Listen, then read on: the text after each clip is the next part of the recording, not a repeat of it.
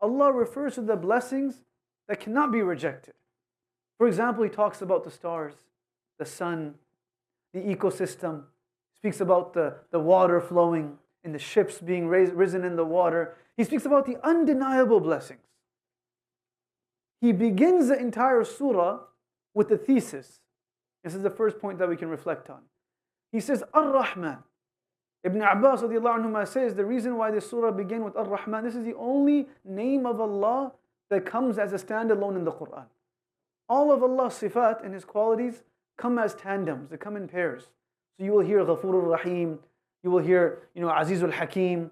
You will never hear a name of Allah alone. Ar-Rahman is unique in that sense.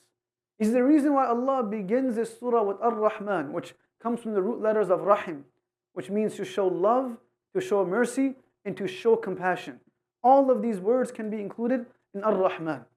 The reason why Allah begins with this is to show us and to inform us that all of these undeniable blessings that not even a disbeliever can deny is simply due to my love for you and humanity. Ar-Rahman. You want to speak about how the system of the moon and the sun revolve, and how the earth continues to exist, and how the solar system and how the water brings life to the earth, and how fruits and vegetables grow from the water and are cultivated. I'm telling you, Allah is saying, it's because I'm Ar-Rahman. It's my love for you that I have given you this blessing. The quickest way, we always talk about what's the best ways to become grateful. But the quickest way to lose gratitude is to feel entitled. Entitlement is the cancer of gratitude. Never can a person who is entitled ever be grateful. It's not possible. A son or a daughter who feels entitled to what their parents get them, they will never be grateful for the car the parent got. They will always say, oh, I thought you were going to get me a better car. What do you mean better car? What are you talking about? You buy the son or daughter a phone, like, oh, I thought you were going to give me the new phone though. Entitlement is a cancer of gratitude. If this is how we see our children to be, imagine how we should be with Allah. Ar-Rahman. Allah is saying, you have health, is because I love you, that's why you have it. It's not because you deserve it. Qadi Iyad rahmatullah alayhi would say, وَمِمَّا زَادَنِي تِيهًا وَشَرَفًا وَكِدْتُ بِأَخْمَسِ أَنْ أَطَأُ الثَّرَيَّ بأن دخلتني في قولك يا عبادي وصرت لي محمدا نبيا. He says that وَمِمَّا زَادَنِي شَرَفًا وَتِيهًا, that which allows me to feel honorable and a sense of presence within my life. That which gives me a reason to wake up in the morning. Sharaf, it gives me sharaf. And it increases my sharaf to such an extent that أَطَأُ الثَّرَيَّ, that I feel like I can fly and reach the stars. Like that's how excited I become. That which gives me that feeling is not looking at my bank balance in the morning. Not looking at outside what's happening in the weather. That which gives me that feeling of himma is بأن دخلتني في قولك يا عبادي. What gives me that feeling is the fact that you've included me in the call of yours of Ya ibadi, O my slave. The fact that you've made me your slave. Ar-Rahman, Allah is saying that every blessing we have in our life is because Allah loves us. How can I, as a slave of Allah, feel that when Allah takes something from me, that's a problem? It's not. It's His mercy. Imam Ghazali rahmatullah alayhi would say, إِعْطَاؤُهُ رَحْمَةٌ وَأَخْذُهُ حِكْمَةٌ. That Allah's giving is His mercy and His taking is His wisdom. When He gives is because of His love, and when He takes is because of His wisdom. Allah refers to the story of Zakaria alayhi salam, who for 40 years supplicated and asked Allah for a child. 40 years. Finally, after 40 years, Allah gave him a son, and Yahya alayhi salam. Allah, when He begins and prefaces the story of Zakaria, He says, ذِكْرُ رَحْمَةِ رَبِّكَ عَبَدَهُ Zakaria. Remember the love and the mercy of your Lord upon His slave Zakaria. How? That I gave him a child. Imagine we ask Allah for 20 days, 1 year for something, and Allah gives it to us and say, about time, Ya Rab. About time. Allah said, no. That was also my rahmah. That was my rahmah. Every aspect of good that we have in our life isn't because we are talented. It's not because of what we have, it's despite what we have. Allah oversees and overlooks all of our flaws and still gives us that blessing. A'la. And none of us can deny it. It's because of Ar-Rahman.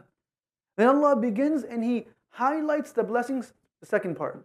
The second part is that He highlights the blessings based upon their greatness. And I want all of us to reflect on this. He highlights the blessings based upon His greatness, based upon the greatness of the blessing and the reliance that the dunya has upon that blessing. So for example, He talks about the sun and the moon. We all rely upon it. But what does He begin with? Ar-Rahman, allama al-Quran. The greatest of all blessings of Allah, the greatest of all blessings of Allah and Him being Ar-Rahman is that He has endowed us with the ability to learn the Quran. Allama al-Quran. He's taught us the Quran. Allama, the doer in this is Allah. Allah gave all of us the ability. In the surah before this, in Surah Qamar, Allah continuously repeats the verse, وَلَقَدْ يَسَّرْنَا الْقُرْآنَ لِلذِّكْرِ. We have made the Quran easy to remember. Is there anyone here to remember it? To reflect upon it? The greatest blessing is Allama al-Quran. That He has given us the ability to learn the Quran. It doesn't matter how old we are, how young we are, what gender we are, if we're parents, children, there's not a single person that is a Muslim who should ever stop their journey with the Quran. Reciting less than one juz a day for those that know how to recite can be troubling. For those that don't know how to recite, we begin our journey. We start our journey. Allah doesn't look at how much we recite. He looks at how much we struggle. The Prophet ﷺ says that he says that man qara'a al-Qur'ana fahu ma'a safratil karam al-barara. Whosoever recites the Quran, they will be given the elite presence with the angels, the highest rank. Then he says, وَمَنِ تَعْتَعَ فَهُوَ شَاقٌ عَلَيْهِ. Whosoever stutters and struggles to recite it because it's not their mother tongue, it's hard for them to recite it, Allah will give them double the reward. Because they struggled to do it. Allama al-Quran. Adam alayhi salam was not given his honor and he was not presented to the angels to be the greatest of all creation because of his physical stature. Physically, human beings are quite limited. Angels are made from nur, jinn are made from fire. That's why Shaitan said, خَلَقَتَنِي مِن نَار, like I'm better in creation. For 40 days after Allah created Adam alayhi salam in his physical body, he sat there or he was laying there and the angels and Iblis saw him. And they weren't impressed. Allah, this is the Khalifa. And after those 40 days when Allah gave Adam the ruh, his soul, Allah says, عَلَّمَ آدَمَ الْأَسْمَاءَ كُلَّهَا. He taught Adam the names of Allah. And He taught Adam who Allah was. عَلَّمَ الْقُرْآنِ. And then He goes to the angels and says, hey, can you tell me what these names are? أَنْبِئُونِي بِأَسْمَاءِ هَؤُلَاءِ إِن كُنْتُمْ صَادِقِينَ. Can you tell me what these names are all about? What is this all about? Angels say, Ya Allah, subhanaka la ilma lana.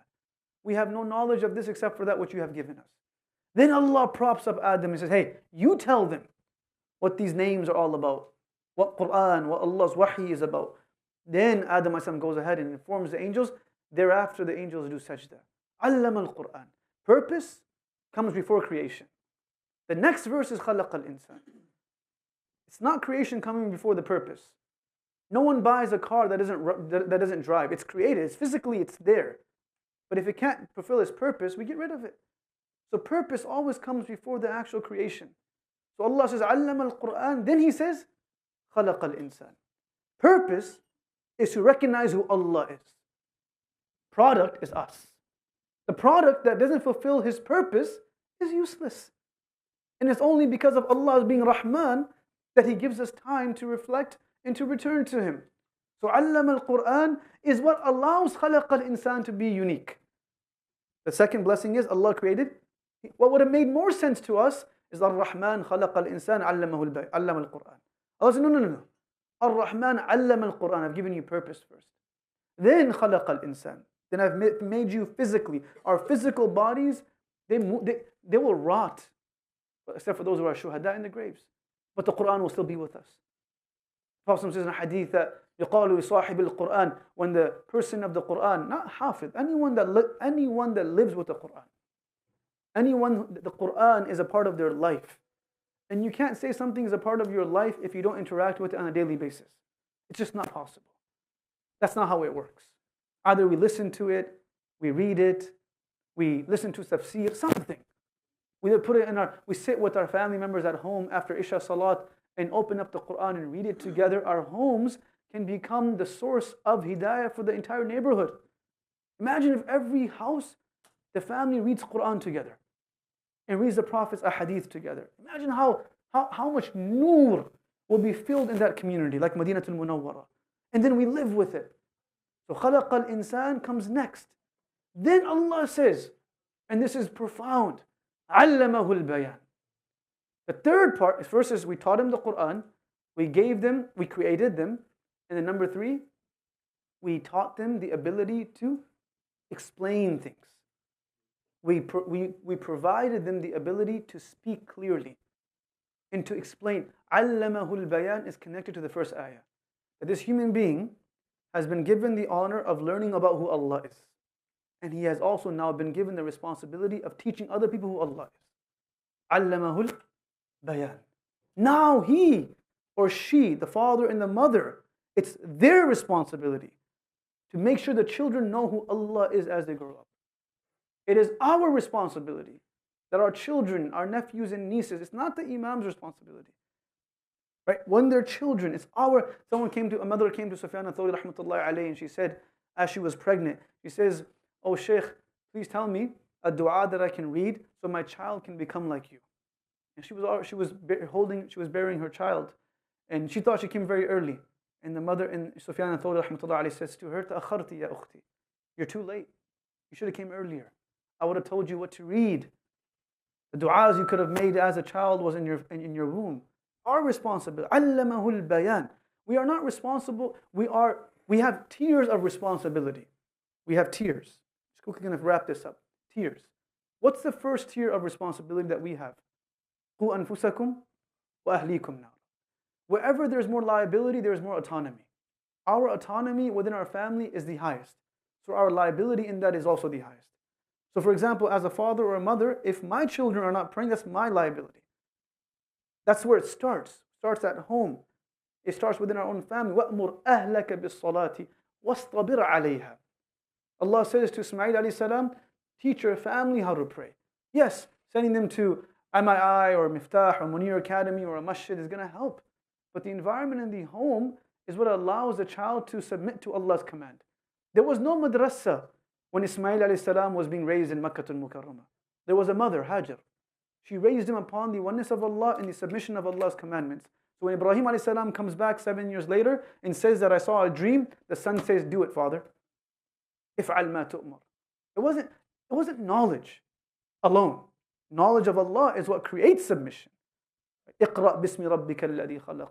Iqra being the first revelation, everyone says Iqra is all about literacy, to be well lettered. Iqra doesn't mean being well lettered. Iqra doesn't mean to be well lettered. Because if it meant to be well lettered, the Prophet ﷺ would have known how to read and write. Even after this revelation, the Prophet never learned how to read and write. Iqra means to be well lettered about who Allah is. Iqra bismi rabbika alladhi khalaq. So allamahu al-bayan, tier 1, our own family. Tier 2, that our neighborhood, within our own locality, our friends and family and our relatives, it's our responsibility. A part of Salatul Rahim is to aim to make dua for our loved ones and to ask Allah to also give them tawfiq. Would we be okay that on the Day of Judgment, our siblings or our loved ones are not in Jannah with us? We won't be okay with it. So if that's the case, and these nights are nights that we also pray for them. Everyone loves giving advice, but advice is a secondary thing. The primary thing is dua. The Prophet will stay awake all night crying in dua, not because of Hassan and Hussein. He was doing it for the people around him and his own family members and his relatives. So the second tier is your family. The third tier is the entire ummah. فَعَلَّمَهُ الْبَيَانِ begins at home with our own family and our relatives. We can't displace our effort where we don't have the liability as much. It starts where the liability is the most. And we make the effort there even though it's the hardest. وَأَنذِرْ عَشِيرَتَكَ الْأَقْرَبِينَ. The first command of the Prophet when he became a prophet was to first guide and command his family to come to Islam. So عَلَّمَهُ الْبَيَانِ. Then Allah says, الشَّمْسُ وَالْقَمَرُ وَالنَّجْمُ وَالشَّجَرُ وَالسَّمَاءُ. All the other blessings that we always reflect on, we look at, they come later. In other words, this is a statement of Ikramah rahmatullahi alayhi. He says, if the human being fulfills his purpose or her purpose, everything else continues to survive. And the moment the human being forgets his or her purpose, then everything else also ceases to exist. The Prophet says in a hadith, لا تقوم الساعة حتى يقال في الأرض الله الله. That the day of judgment will not commence as long as there's at least one person in this world that says the name of Allah. So the entire ecosystem of this world relies upon the human being fulfilling his or her purpose. This is why we're called the greatest of all creation. Not because we're physically greater, but the entire creation relies upon us fulfilling our purpose. If the AC doesn't work in the car, or if the steering wheel just it's stiff, the tires are not, the tread on the tires is gone, we can still drive the car. But if the engine isn't working, the car will be junked. Similarly, the engine of this entire system that we have is a human being. And that's why we're called the greatest of all creation, if and when the purpose of this creation is fulfilled. Of allamahul bayan. And Allah talks about this at the end. The third thing I'll mention quickly is يَسْأَلُهُ مَنْ فِي السَّمَاوَاتِ وَالْأَرْضِ كُلَّ يَوْمٍ هُوَ فِي شَأْنٍ. Allah says, سَنَفْرُغُ لَكُمْ أَيُّهَا الثَّقَلَانِ. He says, O human beings, a time will come where I will completely free myself just for you and the jinn. It's like when you go to a da'wah and as a kid, you're messing around and your father says, okay, wait till we go home. Right? Let's see what happens. You're like, oh God, we know what's going to happen now. So Allah is saying, everything, because in the akhirah there is no other creation except for humans and jinn. So Allah is saying, سَنَفْرُغُ لَكُمْ. मैं अपने आप को आपके लिए फारिग करूँगा. There's no one else that's going to be with us. It's only going to be you and I. And then we're going to talk. جِئْتُمُونَا فُرَادًا كَمَا خَلَقْنَاكُمْ. You will come to me one by one. When Ali radiallahu anhu would read this ayah, they say that he would faint. That Allah will remove everything else and will just be me and him. Just me and him. Of course, Allah is merciful. Allah is the most forgiving, but this ayah is very powerful. That I'm going to be speaking to you. There were Salaf who would plan their first conversation with Allah. They would plan it. They would say, what is, when Allah speaks to me, what am I going to say to him? So there's a story about Abu Sulaiman al-Darrani rahmatullahi alayhi. He was traveling, and in tahajjud, he was in sajda, and for hours he was reciting the same dua, or rather the same conversation. He says, Ya Rabb, in talabtani bidunubi, la'utalibannaka bi'afwik. Oh Allah, look, oh Allah, I know who you are. This is why recognizing Allah is the greatest source of enabling ourselves. When someone recognizes who Allah is, in the power of Allah, in the will Allah can give us, then now they themselves feel comfortable. He says, oh Allah, if you on the day of judgment, when you speak to me, if you pursue me because of my sins, say, oh Abu Sulaiman, you did so and so sins, you're going to Jahannam. لَأُطَالِبَنَّكَ بِعَفْوِكَ. I will pursue you through your mercy. If you pursue me through my book of sins, I will pursue you through your book of mercy. Then he says, لَإِن طَالَبْتَنِي بِتَوْبَتِي لَأُطَالِبَنَّكَ بِكَرَمِكَ. If you were to pursue me for my tawbah, that where's your tawbah at? I will pursue you through your grace and your generosity. You don't need me to ask, you can still forgive me. You can still forgive. Then he said, oh Allah, if you still decide to throw me into Jahannam, لَأُخْبِرَنَّ أَهْلَ النَّارِ أَنِّي أُحِبُّهُ. I will still tell the people of Jahannam, I love Allah and Allah loves me. They will plan. Allah will free Himself for us on that day. Then Allah mentions the three categories of people of Jahannam, the people of Sabiqun, the forerunners that we all want to be a part of, the forerunners. And then Allah speaks about the people of Ashabul Yameen, and He describes the beautiful blessings of Jannah and the torment of Jahannam. These blessings are mentioned not because specifically we want that specific blessing, but these blessings are mentioned so that we can remain motivated to earn Allah's Jannah.